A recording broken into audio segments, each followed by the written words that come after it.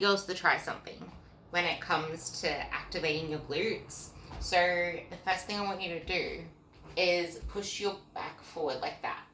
Like a hip thrust done wrong. People do this all the time or they just don't get a full thing. Now try to squeeze your glutes. Just bending forward. Now I want you to get your posture straight. Think about reverse crunching. Now squeeze your glutes. A lot better, isn't it? Versus this, trying to squeeze your glutes, and this, squeezing your glutes. It's a lot tighter.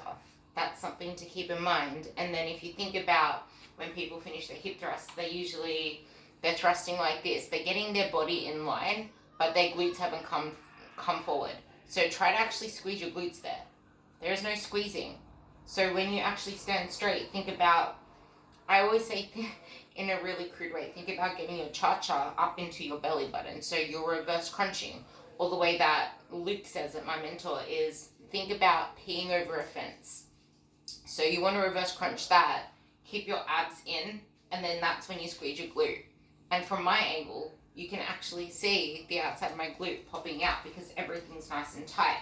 But also remember that a core needs lats. So you need to make sure whatever you're doing in like a squat or a deadlift, that was the hip thrust one, but in a squat or a deadlift, you need to make sure your lats are engaged with that. You don't just flip a bar around. A lot of the time people's issues with squats is the fact they're not using their upper body. You need to use your upper body. Lock that in, like especially a deadlift. A deadlift is all in the legs, but it's all in the upper body because if you don't have a solid torso, it's not really a deadlift, it's a flop around. So the whole purpose of your arms in a lot of back movements, in all back movements, as well as the deadlift, is to just be ropes connecting shoulder or connecting your arm to whatever implement you're using. They're just hooks, locked. Everything else is in the torso. Hope that helps.